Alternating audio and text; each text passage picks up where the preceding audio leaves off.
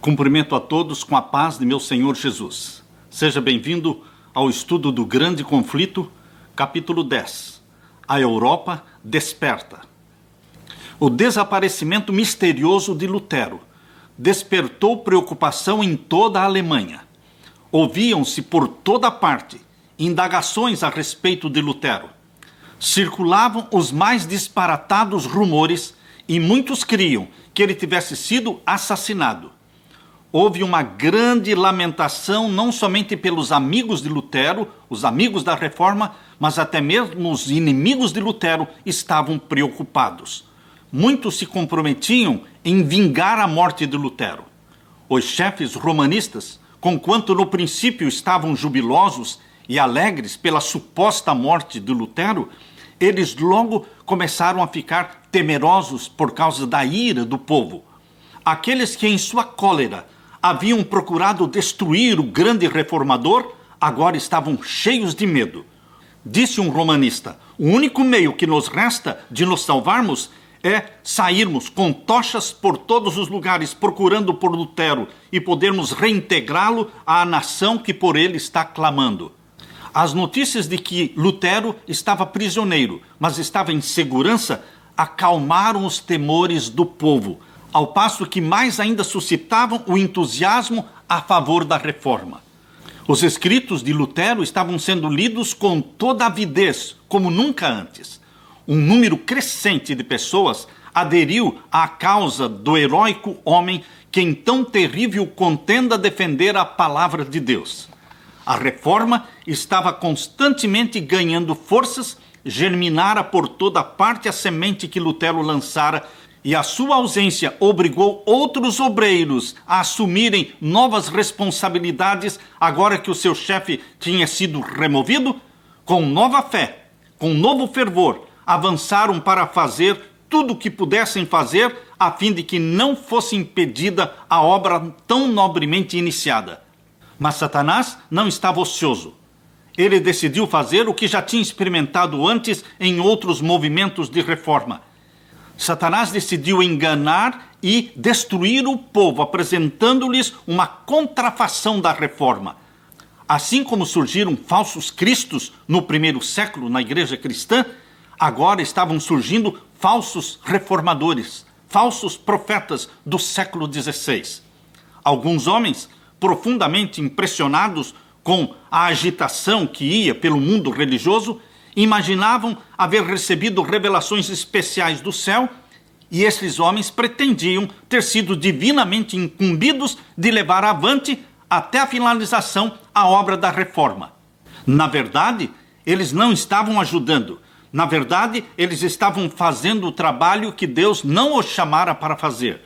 Rejeitavam o grande princípio da reforma, que era o próprio fundamento da reforma, do sola escritura, do unicamente a Bíblia, a palavra de Deus como toda suficiente como regra de fé e prática. Substituíram a Bíblia, um guia infalível, por uma norma mutável, incerta dos seus próprios sentimentos e impressões. Pondo de lado a Bíblia, eles abriram um caminho para Satanás governar os espíritos como melhor lhe aprouverse. Um desses falsos profetas da reforma pretendia ter sido instruído diretamente pelo anjo Gabriel, dizendo que o anjo lhe aparecera e lhe dera instruções. Um outro estudante se uniu a ele, abandonando os estudos e dizendo que estava recebendo ordens e conhecimento diretamente de Deus. Outros, que naturalmente eram propensos ao fanatismo, se uniram a eles. A ação destes entusiastas criou um grande excitamento. A pregação de Lutero tinha levado o povo em toda parte a sentir necessidade de reforma. E agora, algumas pessoas realmente sinceras foram transviadas pelas pretensões dos novos profetas. Os dirigentes deste movimento fanático se dirigiram para Wittenberg, lá onde estava Melanchthon, e insistiram com Melanchthon para receberem a aprovação dele. Disseram para Melanchthon: nós somos enviados por Deus para instruir o povo. Temos familiarmente entretido conversação com Deus e sabemos o que acontecerá. Em uma palavra, nós somos apóstolos e nós somos profetas. Melanchthon respondeu: há realmente um espírito extraordinário atuando e trabalhando nestes homens. Mas que espírito é esse? De um lado, deveremos nos acautelar para não entristecer o Espírito Santo. E de outro lado, deveremos ser cautelosos para não sermos desgarrados pelo espírito de Satanás. O fruto deste novo ensino fanático logo se espalhou por todos os lugares. O povo foi levado a negligenciar a Bíblia. Queridos, nas escolas estabeleceu-se confusão. Estudantes abandonavam os seus estudos e se retiravam da universidade. Os homens que se julgavam competentes para reanimar e dirigir a obra da reforma conseguiram unicamente levá-la às bordas da ruína. Os representantes de Roma recuperaram então a confiança e exclamaram exultantemente: mais uma luta e tudo será nosso novamente. Lutero, lá no castelo de Wartburgo, ouvindo o que estava acontecendo, disse com profundo pesar: sempre esperei que Satanás nos mandaria esta praga. Percebeu o verdadeiro caráter destes pretensos profetas e viu o perigo que ameaçava a causa da verdade. A oposição do Papa, a oposição do imperador, não tinha causado tanta perplexidade e angústia no coração de Lutero como agora este fanatismo promovido pelos falsos profetas. Dos professos amigos da reforma haviam surgido seus piores inimigos. As mesmas verdades que lhes haviam trazido tão grande alegria e consolação estavam agora sendo empregadas para provocar contenda e criar confusão na igreja. Na obra da reforma, Lutero fora compelido para a frente pelo Espírito de Deus e levado além do que ele pessoalmente teria ido. Lutero muitas vezes estremecia pelos resultados do seu trabalho. Ele disse uma vez: se eu soubesse que a minha doutrina tinha prejudicado um homem, um único homem, por humildade e obscuro que fosse, o que não pode ser, pois que é o próprio Evangelho, eu preferiria morrer 10 vezes a não retratar-me. Wittenberg, o próprio centro da reforma, estava rapidamente a cair sob o poder do fanatismo e da anarquia. Esta terrível condição não resultara dos ensinos de Lutero, mas por toda a Alemanha os seus inimigos o estavam acusando disso. Em amargura de alma, ele algumas vezes perguntou para Deus: poderá, Senhor, ser esse o fim desta grande obra da reforma? De novo, lutando com Deus, em oração, encheu-se de paz na alma. Ele dizia na oração: a obra não é minha, Senhor, a obra é tua. Não permitirás que ela seja corrompida pela superstição e fanatismo. Mas o pensamento de permanecer por mais tempo ali no castelo de Wartburgo, em meio a este conflito, numa crise tal, tornou-se insuportável para Lutero. Resolveu então voltar para Wittenberg. Sem demora, iniciou a perigosa viagem. Achava-se sob a condenação do império. Os inimigos ou qualquer pessoa que o encontrasse poderia tirar-lhe a vida. Aos amigos era vedado auxiliá-lo ou abrigá-lo. O governo imperial estava adotando energias drásticas contra os adeptos da reforma. Ele, Lutero, via que a obra do Evangelho estava em perigo e, em nome do Senhor, ele saiu do castelo destemidamente para lutar pela verdade.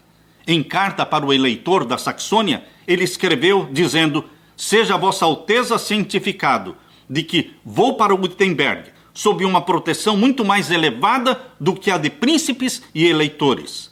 Não penso em solicitar o apoio da Vossa Alteza. Não há espada que possa favorecer esta causa. Deus somente deve fazer tudo sem o auxílio ou cooperação do homem. Numa segunda carta que ele escreveu ainda a caminho de Wittenberg, ele disse: estou pronto para incorrer no desagrado da Vossa Alteza e na ira do mundo inteiro. Não são os habitantes de Wittenberg as minhas ovelhas? Não as confiou Deus para mim? E não deveria eu, sendo necessário, expor-me à morte por causa dessas ovelhas? com grande cautela, humildade, se bem que com decisão firme, entrou em seu trabalho. Logo se espalhou pela cidade de Wittenberg a notícia de que Lutero tinha voltado. O povo queria ouvi-lo. E o povo veio de todas as direções e a igreja transbordou.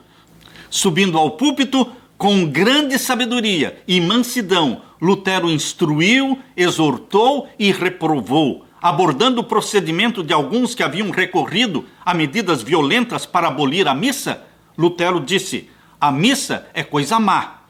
Deus se opõe a ela, deve ser abolida. E eu gostaria que no mundo inteiro a missa fosse substituída pela ceia do Senhor. Mas que ninguém seja dela arrancado pela força. Devemos deixar o caso nas mãos de Deus. Sua palavra deve agir e não nós. E por que assim? Perguntareis. Porque eu não retenho o coração dos homens nas minhas mãos, como o oleiro retém o barro. Temos o direito de falar, não temos o direito de agir. Preguemos e o resto pertence a Deus. Devesse eu empregar a força, o que ganharia? Momice, formalidade, arremedos, ordenanças humanas e hipocrisia? Mas não haveria sinceridade de coração se eu apelasse para a força e para a violência. Não haveria sinceridade de coração, nem de fé, nem caridade. Onde faltam estas três coisas, falta tudo. E eu nada daria por semelhante resultado. Deus faz mais por sua palavra, só, do que vós e eu e o mundo inteiro, por nossa força unida. Deus se apodera do coração, e tomando o coração, tudo está ganho. Pregarei, discutirei, escreverei, mas não constrangerei a ninguém, pois a fé é um ato voluntário. Vede o que eu fiz. Levantei-me contra o Papa, seus partidários e as indulgências, mas sem violência, nem tumulto. Apresentei a palavra de Deus, preguei, escrevi, e isto é tudo o que eu fiz. E, no entanto, enquanto eu dormia, a palavra que eu pregara subverteu o papado, de maneira tal que nunca um príncipe ou imperador lhe vibrou semelhante golpe. E, contudo, eu nada fiz. A palavra só fez tudo. Se eu houvesse querido apelar para a força, a Alemanha inteira teria sido inundada de sangue. Mas qual seria o resultado? Ruína, desolação, tanto para o corpo como para a alma. Portanto, conservei-me quieto e deixei a palavra, sozinha, correr através do mundo. Dia após dia, durante uma semana inteira, Lutero continuou a pregar todas as noites para aquela ávida multidão. A palavra de Deus quebrou o encanto da excitação fanática. O poder do Evangelho trouxe de novo para o caminho da verdade o povo transviado. Lutero não tinha desejo de encontrar-se com aqueles fanáticos, cujo proceder fora a causa de tão grande mal. Sabia que eram homens de juízo deficiente e de indisciplinadas paixões, os quais, conquanto pretendessem ser especialmente iluminados pelo céu, não suportariam a mínima contradição ou mesmo a mais benévola reprovação ou conselho. Arrogando-se de autoridade celestial, exigia cada um dos fanáticos, sem qualquer questão, que fossem reconhecidos naquilo que estavam pretendendo. Mas, quando os fanáticos pediram uma entrevista com Lutero, ele aceitou. E com tanto êxito expôs as pretensões deles que os impostores, de pronto, abandonaram Wittenberg. O fanatismo foi sustado por algum tempo, mas alguns anos mais tarde, irrompeu novamente com maior violência e mais terríveis resultados. Disse Lutero com relação aos dirigentes desses movimentos fanáticos: para eles, as escrituras sagradas não eram senão letras mortas, e todos eles começaram a clamar: o Espírito, o Espírito. Mas certamente não seguirei por onde seu Espírito os conduz. Deus me guarde pela sua misericórdia de uma igreja em que não há senão santos. Desejo associar-me aos humildes, aos fracos, aos doentes, que conhecem e sentem seus pecados e que do fundo do coração gemem e clamam continuamente a Deus para obter dele consolo e apoio. Aqueles fanáticos estavam dando valor às revelações do Espírito e abandonando e desprezando a palavra escrita. Um dos principais líderes do fanatismo se chamava Thomas Müntzer, o mais ativo dos fanáticos. Era um homem de considerável habilidade que, corretamente dirigida, teria ajudado muito a reforma, mas ele não aprendeu os rudimentos da verdadeira religião. Thomas Müntzer era possuído por um desejo de reformar o mundo e esquecia-se, como fazem todos os fanáticos e entusiastas, de que a reforma deve começar consigo mesmo. Thomas Müntzer ambicionava posição, influência, superior à de Lutero. A acusação de Thomas Müntzer era de que os reformadores tinham substituído o papado pela Bíblia. Mas agora, através da Bíblia, estavam criando um outro tipo de papado. Thomas Müntzer pretendia que ele próprio era divinamente instruído pelo Espírito e estava introduzindo a verdadeira reforma. Aquele que possui esse Espírito, disse Müntzer, possui a verdadeira fé, ainda que em sua vida nunca visse as Escrituras. Veja como Müntzer dava muito mais valor às revelações de um Espírito que não era o de Deus do que a palavra de Deus, a Bíblia. Os ensinadores fanáticos entregaram-se à direção das impressões, do sentimentalismo, considerando todo o pensamento e impulso como sendo a voz de Deus. Consequentemente, iam a grandes extremos. Alguns daqueles fanáticos queimaram mesmo a Bíblia, exclamando: a letra mata, o Espírito vivifica. O ensino de Müntzer apelava para o desejo humano maravilhoso, enquanto satisfazia seu orgulho, colocando virtualmente as ideias e opiniões dos homens acima da palavra de Deus. Suas doutrinas eram recebidas por milhares de pessoas. Logo, ele denunciou a ordem no culto público. Logo, ele declarou também que obedecer aos príncipes e ao imperador era tentar servir simultaneamente a Deus e a Baal. O espírito do povo, em resultado das pregações de Müntzer, começou a ficar revoltado. Revoltando-se contra o papado, estavam também se revoltando contra as autoridades civis.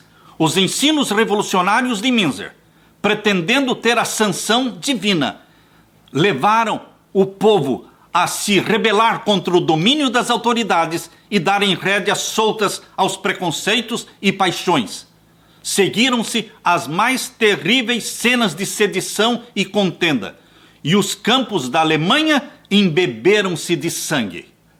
A agonia de alma que havia tanto tempo antes Lutero tinha sentido lá em Erfurt oprimia-o agora com redobrada força, vendo ele os resultados do fanatismo imputados à reforma. Os príncipes romanistas declaravam, e muitos estavam prontos a dar crédito a esta declaração, de que a rebelião era fruto legítimo das doutrinas de Lutero. Era mentira, mas o povo estava acreditando. Conquanto esta acusação não tivesse o mínimo de fundamento, não poderia senão causar grande angústia ao coração de Lutero. Por outro lado, os chefes do fanatismo odiavam a Lutero, porque ele não somente se opusera às suas doutrinas e negara ser de inspiração divina, o que pretendiam, mas declarava-os rebeldes à autoridade civil e, em represália, denunciaram Lutero como sendo vil pretensioso. E por isso Lutero sofria, porque parecia que ele tinha acarretado sobre si a inimizade tanto dos príncipes como também do povo. Os romanistas exultavam, estavam alegres, esperando testemunhar a rápida queda da reforma, e culpavam Lutero. A facção fanática, pretendendo falsamente haver sido tratada com grande injustiça, conseguiu ganhar as simpatias de um grupo numeroso de pessoas e, conforme se dá frequentemente com os que tomam o lado do erro, vieram a ser considerados mártires. Assim, aqueles que estavam exercendo toda a energia em oposição à reforma eram lamentados e louvados como vítimas de crueldade e opressão. Esta era a obra de Satanás, movido pelo mesmo espírito de rebelião que manifestara primeiramente lá no céu. Satanás está constantemente procurando enganar os homens e levá-los a chamar o pecado justiça e a justiça pecado. Quão bem-sucedido tem sido este trabalho de Satanás? Quantas vezes a censura e a exprobração são lançadas sobre os fiéis servos de Deus porque se mantêm destemidos em defesa da verdade? Os homens que não passam de agentes de Satanás são louvados, são lisonjeados e mesmo considerados mártires, enquanto que os que deveriam ser respeitados e apoiados pela sua fidelidade a Deus são deixados a sós, sob suspeita e desconfiança. A santidade falsificada, a santificação espúria, ainda está a fazer a sua obra de engano hoje. Sob várias formas, exibe o mesmo espírito dos dias de Lutero, desviando das escrituras sagradas os espíritos e levando homens a seguirem seus próprios sentimentos e impressões, em vez de prestar obediência à palavra de Deus, à lei de Deus. Esta é uma das estratégias mais bem-sucedidas de Satanás para lançar opróbrio sobre a pureza e a verdade. Corajosamente Lutero defendeu o evangelho dos ataques que vinham de todos os lados. A palavra de Deus se demonstrou uma poderosa arma em todo o conflito. Com esta palavra, Lutero guerreou contra a usurpada autoridade do Papa, a filosofia racionalista dos escolásticos, enquanto que se mantinha firme como uma rocha contra o fanatismo que procurava aliar-se à reforma. O racionalismo deifica a razão humana e dela faz o critério para a religião. O romanismo, pretendendo para o seu soberano pontífice uma inspiração que descende ininterruptamente dos apóstolos e que é imutável em todos os tempos, o romanismo dá ampla oportunidade para que toda espécie de extravagâncias e corrupção se ocultem sob a santidade da comissão apostólica. A inspiração pretendida por Thomas Müntzer e os seus companheiros fanáticos não procedia de uma fonte mais elevada do que as divagações da imaginação e sua influência era subversiva a toda autoridade humana ou divina. O verdadeiro cristianismo recebe a palavra de Deus como grande tesouro da verdade inspirada e como prova de toda inspiração. Quando Lutero voltou do castelo de Wartburgo, ele terminou finalmente a tradução do Novo Testamento, colocando-o na língua do povo da Alemanha. Essa tradução foi recebida com muita alegria por todos os que amavam a verdade, mas rejeitaram-na escarnecedoramente todos os que preferiam tradições e preceitos de homens. Os padres estavam alarmados com a ideia de que o povo comum agora tinha a Bíblia nas mãos e era capaz de discutir com eles sobre os preceitos da palavra de Deus e de que a sua própria ignorância seria exposta publicamente. As armas do seu raciocínio carnal eram impotentes contra a espada do Espírito. Roma convocou toda a sua autoridade para impedir a disseminação da Bíblia. Eles não queriam que a Bíblia fosse levada para a mão do povo. Quanto mais Roma condenava e proibia a Bíblia, maior era a ansiedade do povo para conhecer as suas verdades. Todos os que sabiam ler estavam ávidos por estudarem por si mesmos a palavra de Deus.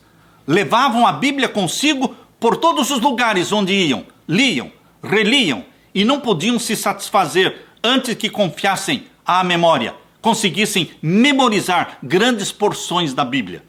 Lutero imediatamente começou a tradução do Velho Testamento, em partes. Tão depressa ele completava, ele colocava na mão do povo também o Antigo Testamento. Os escritos de Lutero eram bem aceitos pelo povo, nas cidades e nas aldeias. O que Lutero e os seus amigos compunham, outros faziam circular. Monges que estavam descontentes com aquela vida de indolência inútil, eles agora se uniram à reforma. Eles se uniram à reforma e se tornaram colportores. Indo de cidade em cidade, de aldeia em aldeia, eles levavam os escritos de Lutero e eles eram os colportores daquele tempo.